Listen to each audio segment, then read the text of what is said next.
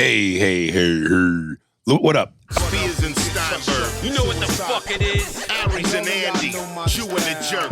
You know it's time to get this work. The real raw, gutter, uncut cocaine. No political corrections. Always sleep. Fuck being awoke. We discuss politics and jokes. Scribe, we lit. There's levels to this shit. Before you was sucking on your mama's tit. Aries Spears don't give a fuck. We talk about race a lot, racism, Sexism. Much love to my loyal bitch bag holders. Rollers, clip loaders. We got them in the folders. The whole world on our shoulders. Spears and Steinberg. Yeah. Listen, I think we mentioned this to you guys ahead of time. We gave you some time. Yeah. That way you could watch it. I think Deidre, did she watch it? Deidre Ann Johnson? Yeah. Somebody wrote it. Okay. Because I know she wrote in about it. Magnificent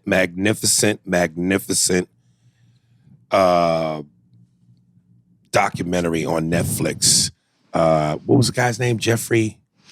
Oh, where did I put it? I have all of it right here.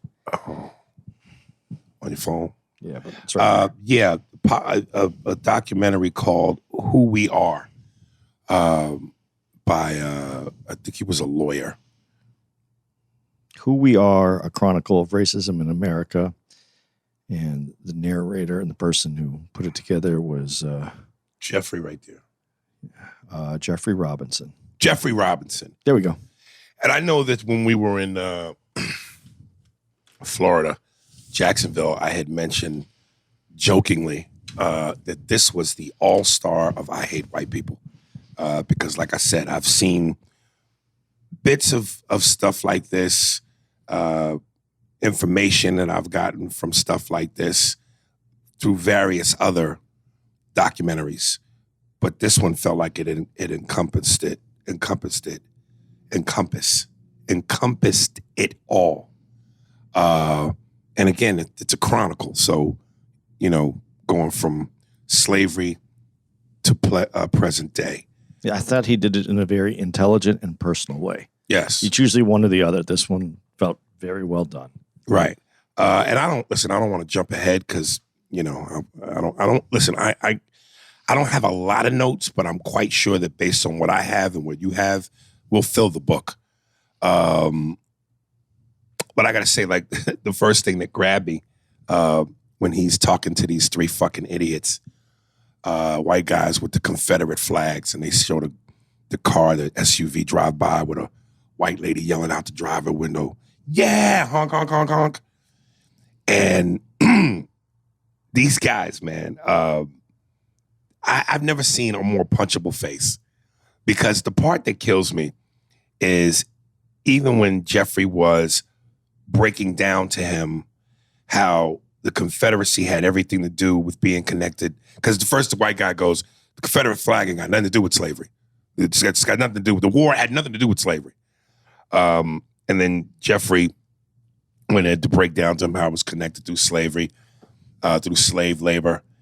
And when the white guy uses the example of slaves were treated like family, which is why they stayed. And the brother made him look even more dumbfounded. And I meant to write it down, but he said something in the extent of, well, that was the time, or something about the time. And he goes, any time. But basically, when he explained the connection between the war and Confederacy and slavery, you could just see how dumbfounded. It just dumbfounded the guy looked. And, I kind of put in my notes, let me just see where I'm at here. It's amazing to me because you could tell that this white guy, if you were to say to him, are you racist? He would say no. Shook the black guy's hand when it was over and everything. And it's just amazing to me that even white people who claim not to be racist are so steeped in their own bullshit when it comes to what they think is the history and the Confederate flag, that they stand behind it no matter how inaccurate or how dumb it makes them look. Even as this guy, from an educational standpoint, debunked his shit, gave him facts, broke it down.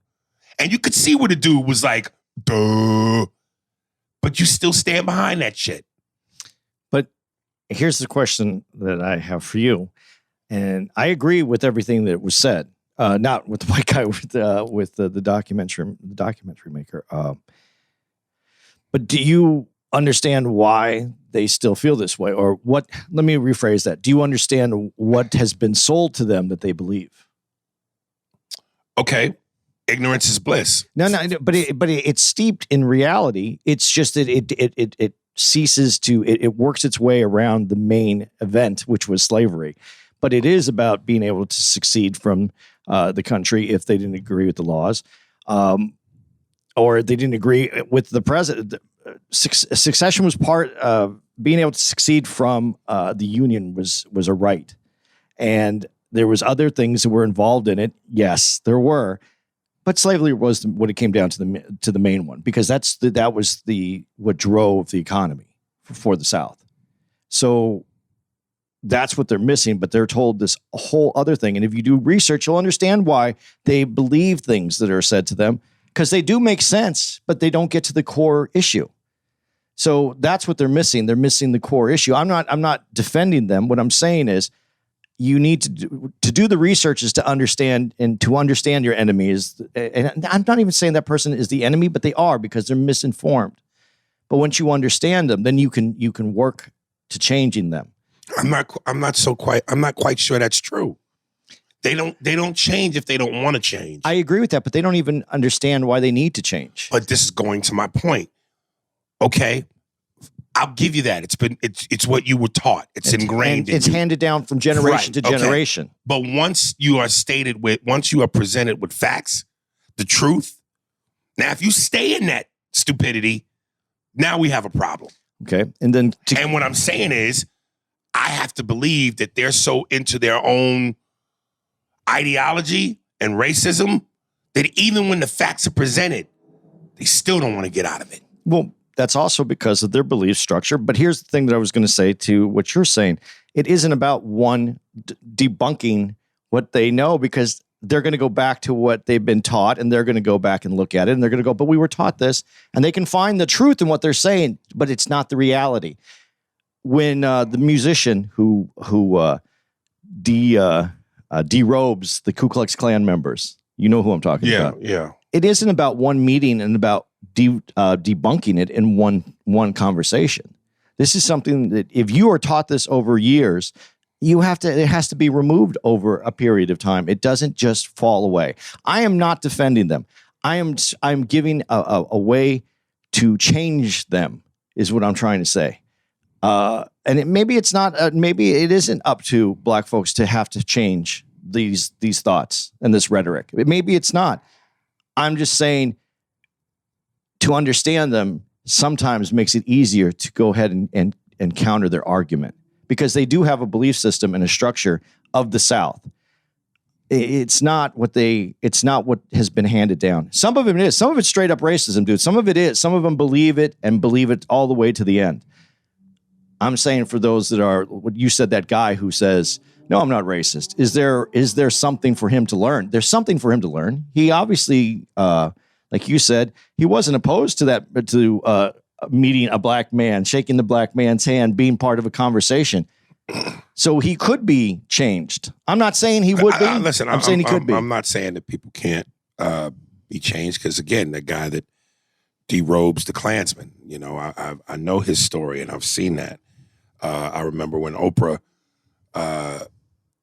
back early on when Oprah first came to be, she was kind of no different that much. She wasn't that much different from the Phil Donahues and all the other talk show hosts, where some of it may have called it like cheap or tabloid or smut type interviews, until she, found her own legs.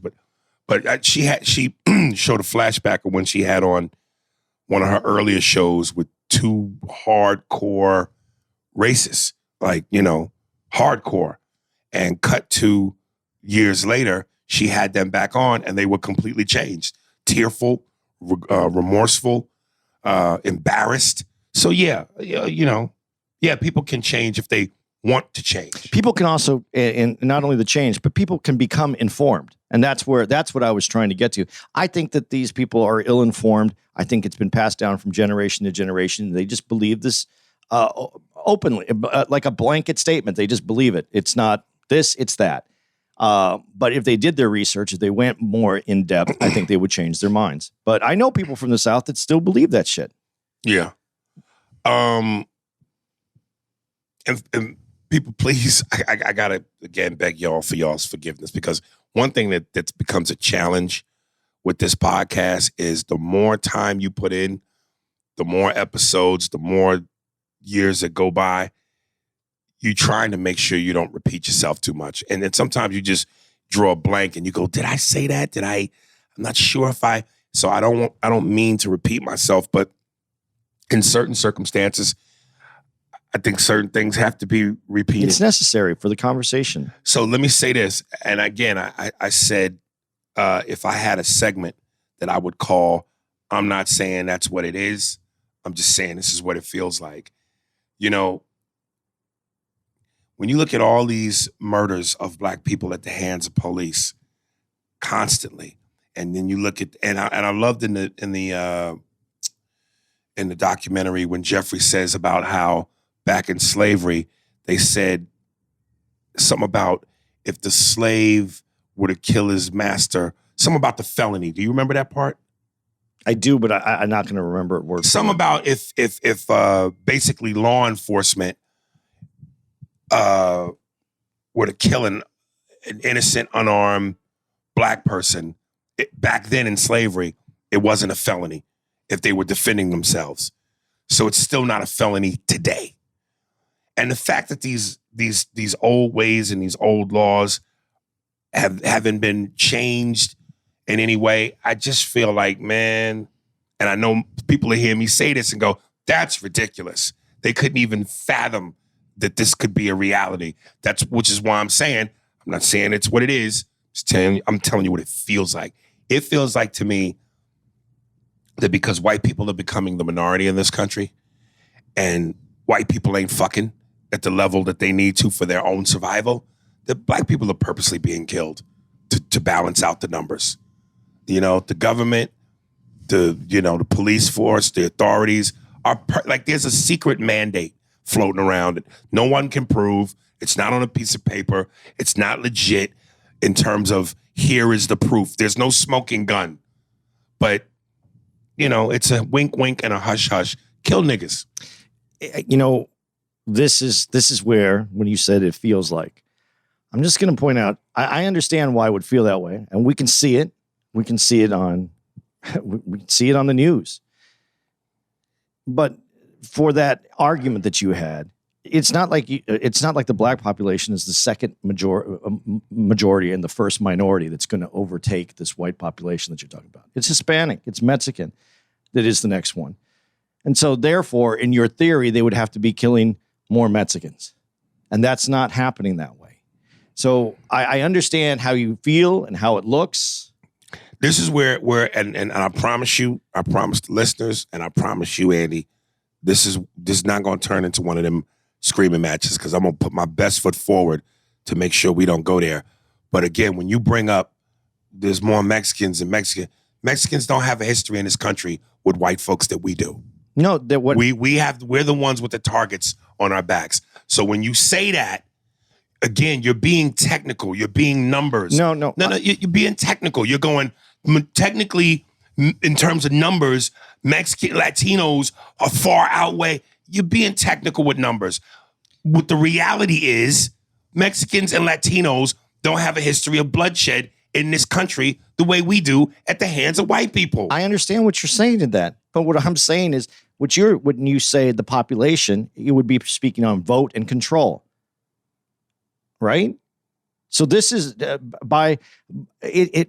So you're basically saying, based on my theory, that really can't be the case, because if it was about numbers and population, the Latinos would be the first in line. I'm saying the idea would be all you have to do is convert Hispanics over, because once you convert them over, it's still a population. They still control the populace. It's for voting. I'm talking about just for voting, for getting laws enacted, for passing things, for control. Because if you're 13% and white is still over 50%, and it's changing, that's not going to get you the control. They're not looking to remove those people for that reason. I think it's more sinister than that. I think it's more sinister than that explanation. What's described in terms of more sinister? I think it's a fear, just a straight up fear, not about control, just a fear. Towards us? Yes. A fear of what? A fear of everything. Be more specific. Of what? I think that, there's a little part about Lincoln, when you bring up Lincoln and, his... that's some later, things, that's one of my notes. But I'm not even taking from this. When you talk about things that he said, one of them was that he wouldn't, basically, I'm paraphrasing, he wouldn't want a black person as his neighbor. And not that he was being, that he felt that strife between the two before being once owned by and then next to causes problems. And problems in the fact that, one, you would think that why would you want to be a neighbor of someone that used to own you or control you or have everything to do and sought over you, the power over you? And I think that there's still this feeling today, and it's a guilt feeling, and then it's also a fear of, because of that control, and still trying to maintain the control that you talk about. There's fear, because I can't understand any other reason why. You can see it on many different videos. You can see it on many different newsreels.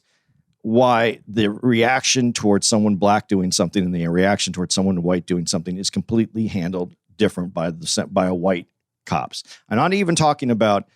You could go back to states. I talk about states handling things different. I think some better training in different states. But you can see it in the fear of like this. The first reaction is defense. It's not to de-escalate, it's defense. Okay, so let's roll back then. When Farrakhan was on Donahue, and he said, speaking to that fear, white people, your fear is that if black people ever come to power, right, we will do to you what your forefathers did to us. So now to my thing. So, okay, Latinos are the bigger number. But if Latinos got in power, they don't have a motive, if that was going to be the case, to do to white people what white people did to them, because white people didn't really do shit to them. Whereas if we get in power, hence what Farrakhan said, yeah. So back to my shit. I'm not saying that's what it is. It's what it feels like. And maybe that's the reason. Maybe it's not because of, black people are going to outnumber us. Maybe it's about power then, if they get in positions of power. I think it is power structure. All right, I'll go for that then. I think it's definitely a power structure. And because of... And what you said is true. Where was the Hispanic community attacked the same way the black community? It's not at all. So there's a rallying cry in I think that you could demonstrate in the black community to go ahead and proceed to get in positions of power where you don't see it from the Latino community in the same way. And if that does happen, that's where I guess that fear would come from. I do believe I believe you're correct. I'm just saying that I don't think it's on that power structure. I think it's not on the populace. I think it's on involvement and getting into places. But what I don't understand is, to that idea from the white side, not from the black side, why would you attempt to cause this? When you see this situation, of course it's going to motivate people to go further and do more and become more political. I don't understand why they would want to motivate this, but they seem to want to motivate this. They do things that motivate these actions of becoming more political and getting more involved and doing more to change the structure. Treating people fairly would be a way just to allow people who were really political to be into that field, but they're not doing it that way. They're making people become political. I don't understand it. I wasn't trying to say it isn't true. What you're saying, I think there is truth behind everything that you talk about. It's just that I didn't think that was the overall reason, but the power structure, I do agree with that 100%. And it's from fear. It has to be from fear. I can't think of any other reason why it would be that way. Patrice said, again, I got to quote my man, Patrice. He said one of the greatest things ever. He said, when you know the history of what white people have done to black people in this country, and to a degree still do, he goes, black people, we should be trying to fly planes into white people every day, like 9/11. But we don't. And again, that's not the nature of us. That's not who we are. But based on the history, we should be trying to do that to white people every day. But based on the history, and then you go back to the Civil War that you said, and this is the other thing that isn't said this way. There was a Civil War. And if it is about slavery, that meant half the country or half the well, I just forgot what it's called. The Union, not the Union, whatever, all the colonies. When that war took place, half of them were fighting on the other side of that, white people. Mm-hmm. So how you can't when you say I'm trying to stay in a little bit of an order. Okay, but because I went back to Civil War because that's where it starts. That's kind of where we're starting. But since you had already mentioned Lincoln, and I just went, well, first let me ask you the question before I make the statement. Because when you talked about all those monuments of slave owners and Confederate soldiers that were taken down, should the Lincoln Monument be taken down? I don't think so. Because go ahead. No, I want to hear it. Go ahead. No. You go ahead. There's a difference between Lincoln and Confederate soldiers that were solely put up to let people know. First of all, these Confederate statues were put up after the Civil War.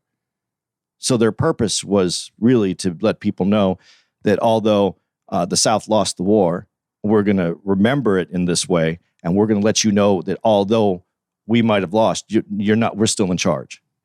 Right. And it's a way to keep people under control. It's a way to show people that they still have power. Because that's what these monuments are to, is to people that were definitely people, like you said, pro-slavery, pro everything that was negative for black folks at that time. That's what these monuments mean. And that's why I said, I don't think you should throw them away, because then you can't remember your history. But I think they should be in museums. I don't think that they should be in a neighborhood that lets someone know, this is how we feel about you. These are the people that are important to us. Not you. We're putting statues up to these people. Seemed like Lincoln was pro-slavery, wasn't he? No, not at all. Was he racist? I guess it's going to be how you define racism, because I'm asking you, do you think he was racist? No, to his standard of his day, no, he wanted to free, he wanted to abolish slavery. He thought that was the right thing to do. But that's not why he did it. He didn't do it because he thought it was the right thing. He did it to save the Union. He did it for a business decision. And he's, again, even in this documentary, quoted Yep. saying racist shit. So I'm going to ask you again, do you think he's racist? Because there's a lot more. Did we watch the same documentary? Yes, but there's a lot more to that story that doesn't get done in that documentary. Okay, so even if you put in what you talk about doesn't get done, he said racist shit. He did not free the slaves because he believed slavery was wrong. He did not do that for that reason. You're using what was used in that documentary. There's more writings on Lincoln that describe Lincoln for who he is. Okay, can we agree on? Can we establish first? He did not free the slaves because he was against slavery. That's very critical. He freed the slaves, and this doesn't get said in this either. He freed the slaves to keep the British out of the war. Okay, that is not the same as he freed the slaves because he did not like slavery. He did, but there is writings where he is against slavery and he did want slavery abolished. There is different things that are said that counter that, but if you read all of it, and the one who really knows more about this, and I would like to put him on this podcast eventually, is Tim, and he'll speak to Lincoln. He has studied Lincoln very well, and he can defend this better than I can. Okay, hold on one second. Okay, I'm going to read part of this. Lincoln and race. The great emancipator didn't advocate racial equality, but was he racist? Was Abraham Lincoln, the great emancipator, a racist? In recent years, some writers and scholars have argued that he was. They have reduced the complexities of his racial views to his belief support of the movement to colonize blacks in Africa. They have insisted that the Emancipation Proclamation was merely a military strategy which did not become an instrument for social reform. They have argued that Lincoln was not quick enough to make the abolition of slavery a primary aim of the Civil War. They have suggested that abolitionists forced Lincoln to develop a higher moral agenda in conducting the war. They have argued that Lincoln was a white supremacist dedicated to the elevation of white society at the expense and the rights and the freedoms of Black Americans. And then they go on to talk about this a little bit deeper. Just want to get, hold on.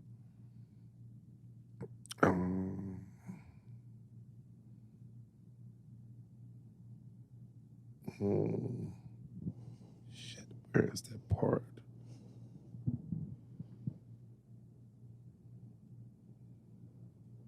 God damn it. It's a lot here. I didn't want to read the whole thing, but there was one critical part that I saw.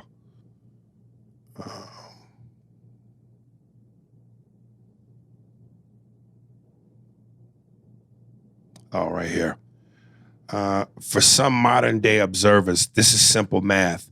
Lincoln lived in a racist society. He did not view blacks as socially or politically equal to whites, and he was not an abolitionist. Therefore, Lincoln was a racist. But is there more to Lincoln than this equation? So what do you want to that? Do you think he's a racist? No. Okay, so we saw two different documentaries.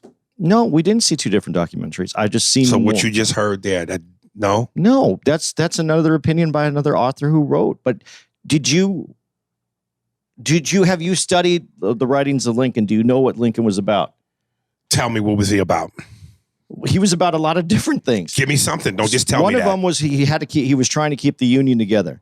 So Right. you have to say things in a certain way that's not going to remove everybody from you. You have to try to keep it together. That's called politics. That's called politics. He didn't have to put anything about emancipation in, and it would have been easier for him to do it because part of the North wasn't for abolishing slavery because there was a financial matter to this too. He worked in the way to get things accomplished. When you read and you study all his quotes, yes, some of them do sound frankly racist, but at the time, would they have sounded racist what he's saying, or would the people who actually were racist against even what he was saying at that time? Does that make sense? No. We're looking at it from... It sounds racist, but it sounds racist today, but at that time, it might have sounded very anti-racist to the people who were racist and slave owners, because it was still taking them away. As far as the colonization, there were colonies set up in Africa where they actually had, when slavery came to an end, or it shouldn't say to an end, when the Emancipation Proclamation took over, they did have people, I forgot how many thousands of people, of slaves, actually former slaves, left this country to go back to Africa. There is an amount, and there was a movement for that. And he may have been part of that. I don't know. I know Andrew Jackson was part of that.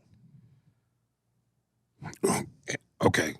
See, this is why I suck, because history, all that, school, I'm not the greatest. But you said Andrew Jackson, the president. He was part of what started a colony in Africa to take former slaves and return them to Africa. Return them to Africa. Yeah. That's a good thing, right? If Lincoln was doing it, would you say it was a good thing that he wanted to take now people from the United States that are African American and return them back to their homeland where they're free? Yeah. Would I say that's a good thing? Yeah, it's a nice gesture. Some people don't think it's a good thing because now he's removing people that have been here for hundreds of years, have family that's been here for hundreds of years, and now you're just going to send them back to Africa where they're not African as opposed to staying here where it was so wonderful. I'm telling you what the theories and the writers are saying on both sides. Okay, lose the theories and the writers and go with your gut. So you're telling me that if he goes, let's take these African people who were kidnapped, brought here to a life of hell and torture, return them back to there where there isn't hell and torture and they're free. Staying here is the better choice? They're supposed to be free here. This is after emancipation. So they're supposed to be free here. They're not, after spending 300 years here, are you African? Are you that same tribe anymore?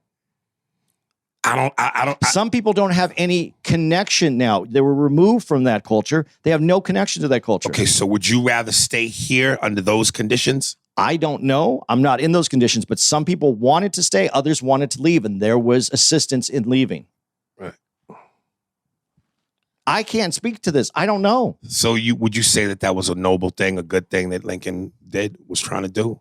I don't know every detail to what Lincoln was trying to accomplish. Based on what you do know, that part of it, do you think that was a good thing? I don't know how much he was involved in that. I just heard that thing about colonization right there, so I don't know.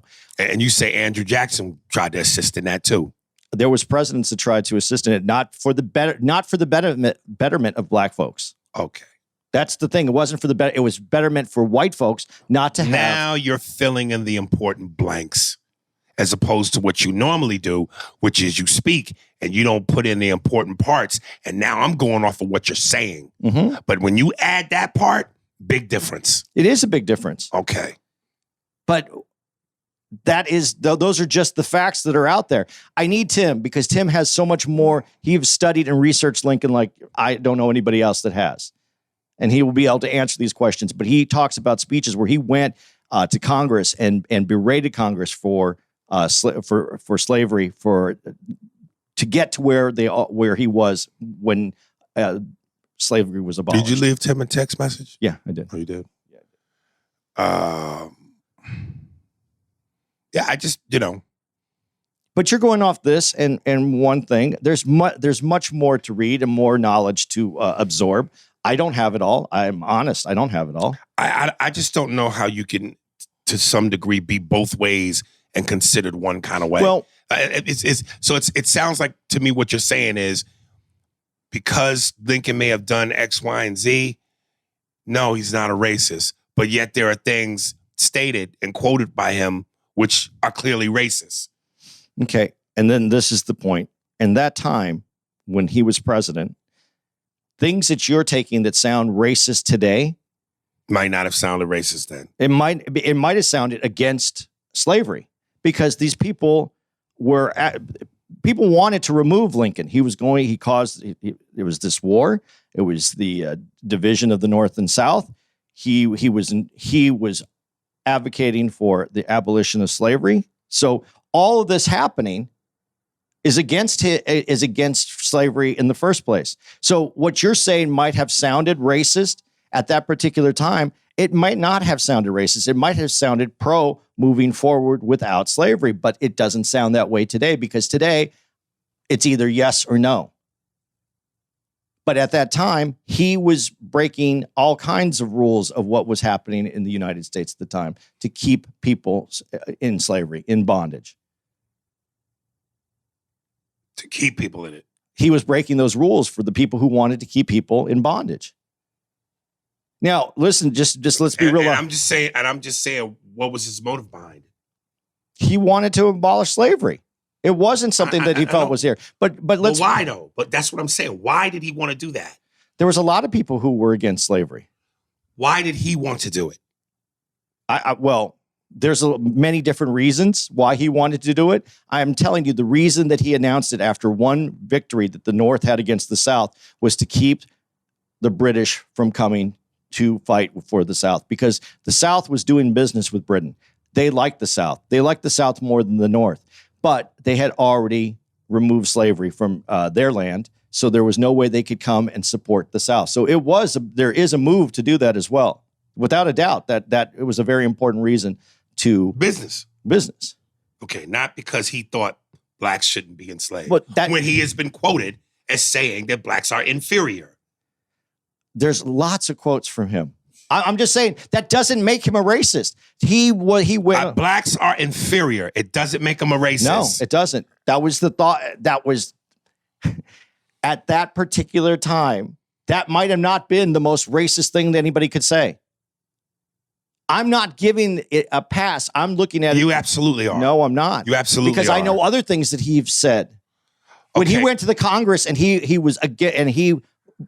was passionate and put together. So far, what we know from what you're saying is that he did what he did for business reasons, not because morally he thought it was wrong. And when you compound that with, he's quoted as saying blacks are inferior. What about that doesn't smell racist to you? That was his.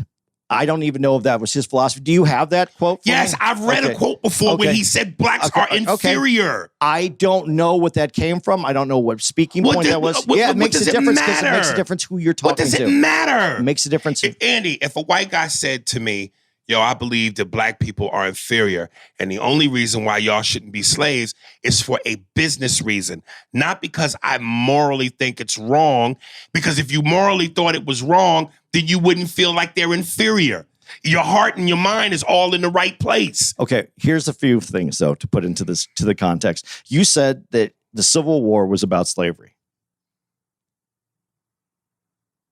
You did or you didn't? I'm going off the documentary. Okay, so was the Civil War about slavery? Jeffrey said that there were ties to it. I don't have the exact context. Okay, if it was about slavery and the president at the time who was against it, that already says the direction that he's moving in. Whether you want to take out these quotes and not put in the other quotes, which I need Tim, because Tim has a specific time that he spoke to the Congress about, basically about this is how it's going to fall on your children, because you're not, he was passionate for the abolishment of slavery is all I can say from what I've understood from Tim. We've had this discussion several times, and he said this is a misnomer, that this isn't being portrayed correctly. That doesn't mean that he was all out. Yeah, I'm going to have black people come over to my house. We're having dinner. We're high-fiving. We're playing basketball. We're all hanging out together. That's not who he is. That's not who he is at all. That's not who white people were at all. But his change, regardless of how much you support this, it was to remove slavery. If a white guy ever tells me to my face that I'm inferior, I'm going to tell him, come on, man, I need more evidence from you that you don't like me because I'm black. Like, give me some more quotes, brother. Give me something else. Tell me some other facets about your life so I can take that and go, I know you said that, but I know your heart is in a different place. You also have to know who he said it to. And it's important because trying to keep a union together, he might have had to say things that he doesn't necessarily agree with 100%. I don't know. I know what I know what I read, and it's not the same. And you have to read it all and then put your own conclusions together. This is someone's conclusions that you're reading right now. I'm not against what you're saying, and I think that there is. I'm not. I'm telling you, the quote that I read where he talked about blacks being inferior, that wasn't somebody's conclusion. That was his quote. That's a quote about blacks inferior. At that time, were they inferior in this country? Not because of who they were, because of what their placement in this country was. So you think that's what he meant? I don't know. But I don't think that's what he meant, if you're asking my honest opinion. Thank you. I don't think that's what he meant. Thank you. But I think that he used what he needed to do to get what he wanted. And I believe that all politicians do that. He wanted to abolish slavery. And it needed to be done because, frankly, again, more business. You couldn't continue to do business around the world if you were going to be slave owners in this country. You couldn't, because there was a change going on where it was being removed from all the other countries that they wanted to do business with. I know that you're saying it's a business decision solely. I don't believe it was a business decision. And you believe part of it was because he morally felt it was wrong? I do feel that morally he felt it was wrong. It's where he grew up. The people that he grew up around in Chicago, there was a different placement that he had in this country than other people from the coast, from up and down the East Coast that were president. All right. There's more reading. I really wish I could get Tim on the phone because me and you both. Well, we can have Tim on the podcast one day. We're gonna have to have him for more than just this. We're gonna have to zoom him in. That time frame that he talked about, from whatever date to the whatever date. And he said there were 4,000 lynchings in America. And then they bled that into the killing of that guy, the brother Boiling. And they said that he was riddled with bullets. First, I think they hung him, then shot him, then dropped him in a ditch. because he was simply more successful than the white people around him. So out of it's Spite and vengeance. Yeah, so, to have a black man more successful than you, and to be killed for that reason because he was successful, and the way they killed him, I remember there's that movie with fucking Gene Hackman and Chris O'Donnell, where Gene Hackman plays the Klansman who blew up the building to kill the Jewish banker, but his wife and kids were in the building at the time, and he's on death row. And Chris O'Donnell plays his nephew, who's trying to get him off of death row. And I remember Gene Hackman tells this story about how as a kid, he watched his daddy shoot and kill his black neighbor because the black neighbor had a horse and a cart. And he said his daddy told him, if you ain't better than a nigger, then who are you better than?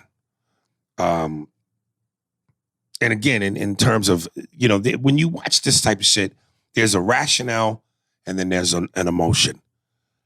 Emotionally, as I'm watching this, there's something in me emotionally that's going, I hate white people. Y'all motherfuckers are so purely fucking evil.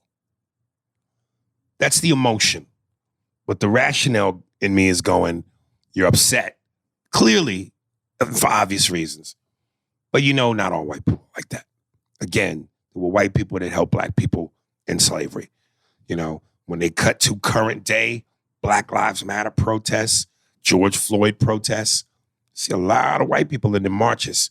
So again, I know not all, but when you're watching this stuff from an emotional standpoint, that's how you feel. That's how you feel, not my concrete feelings, just the feelings of the moment. I get the same feeling. And whether you want to put me in a white category or not, as my whiteness, it's angry, frustrating, embarrassment. I feel like my moral compass is involved with theirs and that I'm weaker because of it. I feel the same thing. Now, like you just said, it's not all white people, and it also depends on how you classify white people. I walk through the world white, so I put it there on this. I don't feel that's true, but that's where I put myself. And as speaking on a white side, I feel my moral compass has been compromised by those people, and I'm represented by that. So yeah, I feel angry. I'm upset, but I didn't have to suffer what black folks suffered in this country. So it's my little bit of upset and pitilyness of feeling bad about it is just that. It's just feeling bad. I didn't have to take the repercussions of what it was. So I don't speak on it that way. And I do try to say, when you say, I agree, not all white people, because I do know that white people have fought and made these changes, because it doesn't happen without all of us working together. It doesn't. It didn't happen back then without everybody working together. Yeah, I mean, and look,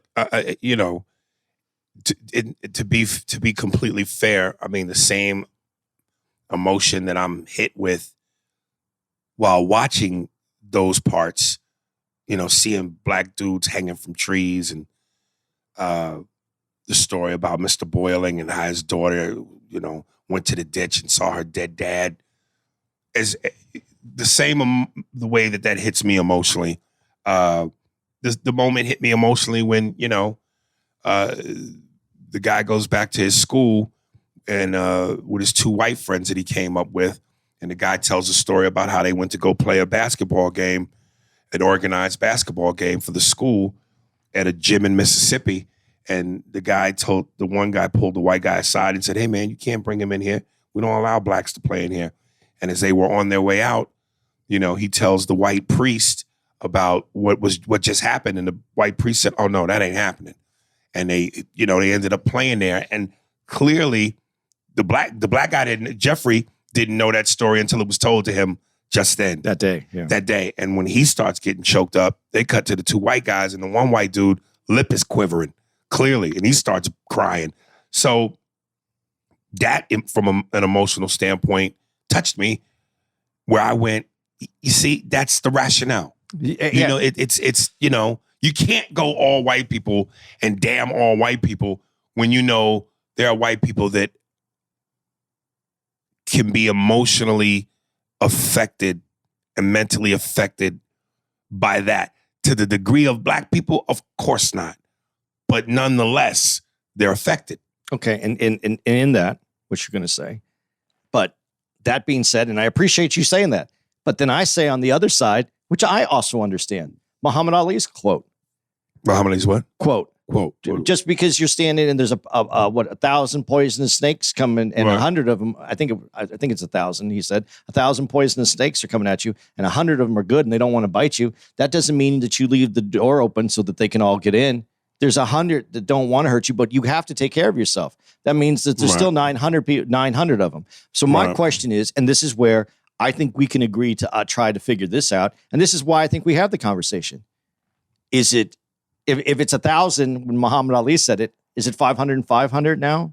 Is it 600 want to do good and 400 want to do bad? Or is it 600 that want to do bad and 400 want to do good? This is what we don't know, because I think we don't speak our truths. And this movement where people are trying to speak correctly, I think has a lot more to do with understanding how to speak correctly, but not changing who you are as a person. And this is why it's confusing to me, because this whole movement of how we're going to talk and we're going to say things hides the fact of who someone really is. And that's my gripe with this new movement of trying to be inclusive and but that's what you do on the outside. I want to know what you do inside your house. I want to know who you are at home. Right. Because that's what scares me, because I want to believe that we're better than that. But I just think we're being taught how to look better than that, not how to be better than that. Right. So this is very difficult for me. And again, like I said, it gets to me inside. It's embarrassing to me to have this conversation at times. I try, and I said this before, I try to hold it accountable for what it is. I'm not trying to change anybody's mind. I'm just trying to put everything out there that I know. And I don't know enough about where we just were. I do want to get someone on here who's going to help us go. Yeah, you listen, y'all, excuse my ignorance, because again, you know, school wasn't my thing. You know, I dropped out, got my GED. I knew what I wanted to do, and I knew what I wanted to do in life. Had very little to do with what they was teaching in school. That wasn't going to serve me. You know, unless I'm going to be on Jeopardy and I got to answer a question about, you know, 16th century England. You know, what do I need that information for? You know, unless I'm going to do something with math that is beyond addition, subtraction, multiplication, and division. I don't know. I don't need to know about, you know, I don't know math shit, but the weird shit they teach you in math sometimes with the plastic device. It's not a ruler, but it's some fucking calculus and whatever. Yeah, that shit. You know, this ain't my forte. So yeah, I'm always open to be better educated, but I'm gonna quote Charles Barkley. Even when I'm wrong, I'm right. Like it's not my forte. I'm not an expert. I can't cross all the T's and dot all the I's, but I know what my spider sense is tingling. I know I'm not. I know what I know. What my gut. I know what I feel, and I know my feeling ain't wrong. I might not get all the details, but I know what the fuck I'm right. And my thing with this is I know enough not to know that I don't know enough, is what I'm trying to say with this. I know all the positive. When we speak on Lincoln, I know all the things that have been said in the positive and then in the negative. And there's a big valley in there.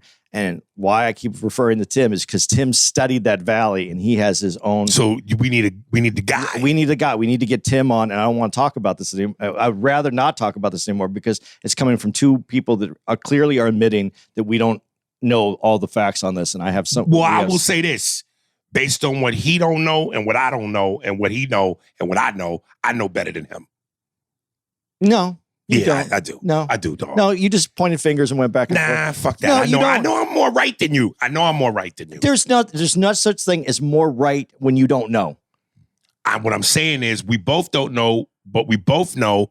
But what I know is I'm more right in terms of what you know. Your feelings are stronger than mine. Nah, fuck feelings. Yeah, that's what it is. It's feelings. Because you don't know. I do know. You just admitted you don't know, and now you know more. I just know I know more. You don't. What I didn't know, watching this, when this is one of those the reason why I said this is the all-star of I hate white people. Because what I didn't know was when the one museum, I forget where it was a slave museum, it's where slave museum about slavery. I didn't know that they had shackles for 3-year-olds. When they showed the shackles, and they said when the slaves were brought in, as they were getting ready to be prepped for the auction block, and they showed the shackles that they put adults in, but then they had like little baby shackles for little 3-4-year-old ankles. If that's not the most evil shit ever. I don't think that's the most evil shit. I'm going to be honest. I don't think it's the most evil shit because they have shackles apparently for people that get shot 60 times and they're dead, and they still have shackles for them. Okay, I hear you, but I understand what you're saying. But that was they're babies, man. They're babies, but how do you kill someone? I don't care what the dude did. They shot him that many times, and then he was obviously dead, and then they put handcuffs on the dude. I got you. I think that's even more evil. But you're right. This is a little baby and I don't mean to sound dismissive, but the brother, well, do you know his name? Shot 60 times, 90 shot 60. Yeah, I do. I have it in here, but okay. Go ahead. Again, I know this is going to sound to some people a little fucked up, but this is the reality. His troubles are over. Yeah. That baby's is just beginning. Yeah, but he's over. Some will even say for the religious fanatics, hey, he in a better place. That baby is 3 years old with shackles. And unless slavery was going to be abolished in 2 weeks, that life's just beginning. He's going to get some new shackles in a little while. Yeah. And he's probably going to die a slave. The reason I brought up what I brought up is, though, I don't want to forget that these despicable things still keep happening and not put it just to a time long ago. Because that's what I hear a lot of people do, is that they say, and I'm going to be honest about who we're going to say puts that on there. White people, a lot of times, uncomfortable with the situation when they're talking about it, will say, well, that was a long time ago. And it wasn't a long time ago. It just happened the other day. Right. So and to me, the deeper part is you go, it just happened the other day. Okay, it just happened the other day. But it's been happening. Yeah, but I'm saying it just happened the other day, right. As in don't think that this is something that happened a long time ago. Yes, it's been happening all the way through, and also yesterday. Yeah. My last thing, and I had it earlier in my notes, but we ended up jumped around. Yeah. Donald Trump is such a fucking idiot.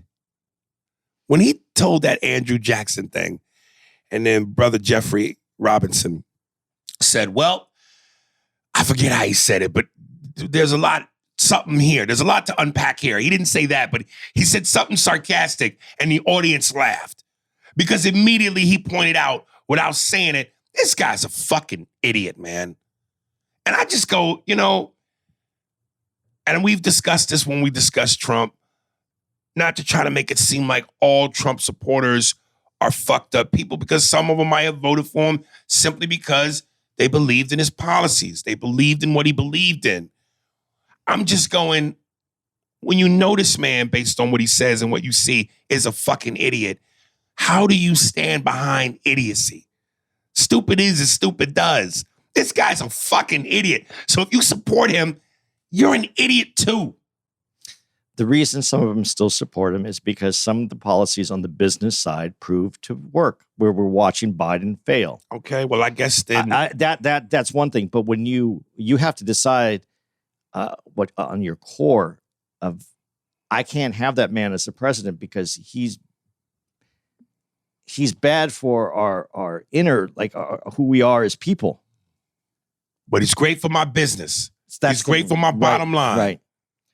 But who we are, he's a bad representation of. So if you're a businessman and this is how you eat, you feed your family, you pay your bills, you survive, the business takes precedent over the moral compass.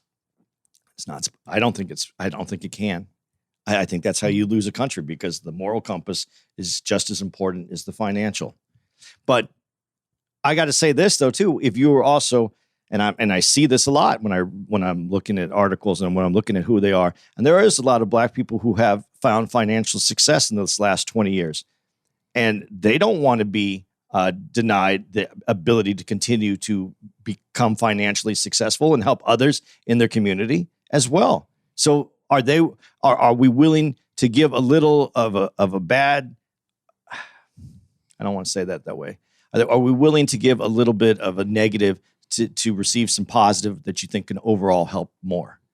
I'm that's not a justification. I don't know the answer to that. I'm saying, are some people in it that way? Because I see a lot more people moving towards, well, I would rather have these policies than this inflation that we're going to get, where people, and I'm just telling you this right now, and I don't mean this to scare anybody, but food prices are going to go up continually every month now till we see some really exorbitant prices, when you're going to be paying $30, $40 for a pound for steak.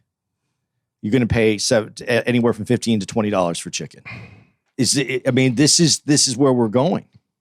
So is there a balance? But I just have to say this. The choices that we have, this is the best we can do? Is this really the best we can? Is this the best representation of everything that America is supposed to be? These last elections, this is the best we can do? Let me ask you this. Since we're both stock men, I recently saw a clip of Farrakhan warning us, the stock market's about to crash. He goes, this coming crash is going to make what looked like happened in the 1920s laughable. The market is going to crash. Are you nervous? I'm nervous only because there's signs. Shit. When you look at where we are, the pandemic caused everyone to do, and leaders around the world to do the same thing: keep people at home, pay, print money, support the economy. And once as this goes away, we're going to be into this high inflation because I forgot what it was. We printed more money in the last 20 years, in the last year, through COVID, than we did in the previous 100 years before that, or something like that. Something ridiculous amount like that. So we're going to have all this paper money that's not really tied to anything in finance other than our economy. And as our economy starts to get in trouble, and all the other major economies in the world have done the same thing, as they get in trouble, do we fall back into not a recession, but a depression? Can we fall that far backwards? I don't know. I don't know if we're able to keep us out of that. That's why I said it's not trying to be scary, but there's things that are going to happen. These raises that people have gotten recently, they think that that's good, but I don't think it's going to keep up with the recession that everybody's about to go through. At worst, at best, we're going to have a recession. And so all these finances, we're going to find ourselves trying to catch up. I don't put this all on Biden. This was going to happen no matter what, because we had to take care of people who we couldn't move. We couldn't make money. I don't know what's going to happen. I really don't know what's going to happen, but I just don't feel like if these are our best choices, I don't think we haven't done a good job of cultivating great politicians that could be better for our country. Bring back Obama. Bring back Obama. Bring back Obama. They'd have to change the laws. White people can change whatever they want. White people can change whatever they want. I'd love to run a third time. I think I could do well for this country. My dick is like a dick that you miss. Smooth, easy going. My presidency and my dick was like Kenny G. Smooth, easy listening. Why do you think Obama would even want that job again? Michelle would not want him to have that job again. Yeah. Didn't want to have it the first time. Why would she want him to have it this time? I wouldn't. This is an undertaking. He already pulled us out of if he could run again, would you vote for him? Who is he running against? Who else is there? Whoever. I mean, politically and the way that he got us out of the last mess that we were in with the housing bubble, I think he's more equipped than anybody else I know who's going to come up. Mm-hmm. I don't know who else would. I don't know who else would know how to do a better job. We were in a state. George Bush let him know that he was taking on a challenge that Bush didn't know if he was going to be. If Bush would have won, I don't think he knew he didn't know what he was going to do. Not Bush, but if the Republican side would have won, they wouldn't know what to do. I don't know how we get through this. This is a new one, and maybe the world rises to the occasion and we figure this out together. But look at what's going on right now. People don't understand this war in Ukraine with Russia. They think it's okay. It's not affecting them, but Ukraine provides a lot of food all over the world. That's like their big export. So we're going to have food shortages all over the world. We already have baby formula shortages here. We in our present state have to have other countries supporting us for baby formula. So we're seeing the beginnings of it. This isn't the end of it. This is the beginning of it. Well, as long as pussy is edible, I ain't never gonna have a food shortage. All right. I don't think the caloric intake is what you're gonna need to get through the day, though. Man, there's botanicals in that pussy, nigga. All right. You ready to end this? Yeah. We got to get Tim on though. We've got to do a straight up Lincoln one. We didn't really. We're gonna have to be more than Lincoln because just Lincoln ain't gonna fill. Oh yeah, I think it could. Really? What he wants to talk about, I think it could. Also, check out this documentary. I don't think we did the best job of telling you everything that was in this. It was exceptional. I watched it. Yeah, it really was. I watched it, and when you get this, like I said, you're really getting it. It's a personal perspective, and if you don't have any heart whatsoever, you won't get anything out of this. But if you have any heart and understand how someone who's going through this and is relaying these things to you, I don't know how you can't take notice of this documentary. It's one of the better. It was called what? What was it called? It's Who We Are. Who We Are, or Where We Are. What was the one that I don't want to get it confused with the one from Ava DuVay that we watched about the Central Park Five. How They See Us. That was How They See Us. This is Who We Are, a Chronicle of Racism in America. On Netflix. I'm telling you, it's fucking phenomenal. White people, I have sounding the alarm. You must see this. So that way you don't think, damn, Aries is sounding like he hates white people. I don't hate you.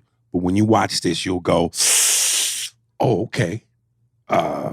It will really take you to a place that I think from a personal level, if you're not affected by it, good for you. Then good for you. Robe up. And like I say, with the women, put the titty signal in the air, meet me on the roof. Like Commissioner Gordon, I am putting the Ugg boots signal in the air. White people, meet us on the roof. That's white women. What's a good white guy thing? Something that white guys. What's associated with white guys? I would say penny loafers with no socks, but you just put penny loafers in the air. A signal of penny loafers. Like square dance music. No, but it's got to be like a bat signal. It's got to be a thing. Have a visual effect. A visual, so white people know, oh my God, we're being summoned on the roof. All of us at once. A skull and crossbones? Nah, that's piratey. That's piratey. See, that's why I said Ugg boots, but that's women. White guys don't wear Ugg boots. Oh, I got it. G-string flip-flops. Only white guys wear that. Niggas wear flip-flops that cover the foot. Dude, I don't think you're getting out enough, man. Dude, I'm telling you, white guys wear the sandals where the string go in between the big toe. But I see a lot of black dudes wear those aren't black guys. Those are not. Real niggas don't wear G-string flip-flops. I'm going to start carrying a little piece of paper that says, Aries says you're not a black dude, and start handing it those. I'm telling you. Walk away. I guarantee you will never see a real black man knuckle with G-string. You know why? Because that's why. We're not putting anything in between anything. That to us is womanly like. Dude, I'm telling you. You've seen real black guys? Real black guys. Yeah. They didn't have on choker necklaces. They didn't have on khaki shorts. No. Their hair was kept right. I seen them with jeans and walking down the street with the toes in between the little The peg. string in between Yeah. the toes.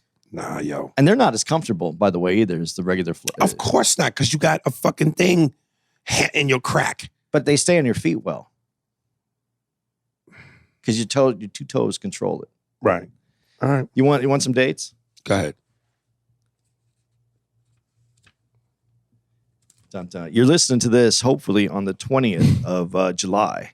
And on the 21st, we're going to be at the Blue Room Comedy Club in Springfield, Missouri. Followed by the 28th through the 30th, we're going to be at Comedy Zone in Charlotte, North Carolina. You're not going to do a Jordan thing for that? Oh, shit. Scotty! Hey, put that shit down. Jordan, can we get a picture? No. On August 4th, I'll be at Mic Drop Comedy Club in San Diego. And then the 5th through the 7th, Aries and I will be together at Mic Drop Comedy Club in San Diego. Followed by the 11th through the 14th, we'll both be at the Chicago Improv. And then 18th through the 20th of August, we're going to be at Stress Factory in Bridgeport, Connecticut. Have you ever seen a black guy on the beach wearing Speedos? Like European beaches, yeah. European. In Europe? Like when you see them like or the Bahamas and shit like that. You've seen black? I've never seen a black man in Speedos. That's what they wear. Those are European stuff. It's probably European or from, I don't know if I see like American black dudes wearing it. I'm trying to tell you, black dudes, we're very specific about our bodies and what we wear. Like little panty bathing suits, that's dudes, white guys. Well, what if your junk wrapped all the way around your waist and you were just trying to show that little... All right. You put that visual in my head. All right. We got a cartoon coming from Aries soon. Yeah, it's going to be called The Adventures of Aries Dick. Dude, let me tell you something. Yesterday, me and Andy went to P.F. Chang's. Full as a motherfucker. And I had to do a little bit of running around before we went back to the rooms because I had to get some toiletries. I had to get a pair of headphones. But usually when I eat and I'm full, it's butt naked time. I don't want to move. But I made the mistake of moving. So at one point I'm in the car and I'm just like, dude, my dick has to be exposed to air. Start laughing. He goes, I could just see you laying butt naked on that white bed and your dick just goes, ah. Felt like a cutaway to a Family Guy moment. It was. And I said, I'm gonna start making a cartoon called The Adventures of Aries Dick. It was a visual I didn't want, but he put it in my head when he did it. So, oh goodness, it was funny though. I think you should do the cartoon. I think I will. All right, from Oluwa Bembury, Lou King promo. I think his Instagram is at LUKING. Oh shit, Louis about to act up. LUKING. I haven't even eaten today. Official, OFFICIAL. Email is LuKing, LUKING, music21@gmail.com. Shit, I think that's it. I don't know what the song is called, but enjoy. Spears and Steinberg. Thanks for listening to the Spears and Steinberg podcast. If you'd like to know who's responsible for this shit, it was hosted by Aries Spears and Andy Steinberg, produced by Steve Merrick and Anthony Holmes, executive producer, Big Papa, Robert Kelly, and Matt Kleinschmidt for the Laugh Button podcast. For more information on where to find us on the internet, visit spearsburgpod.com.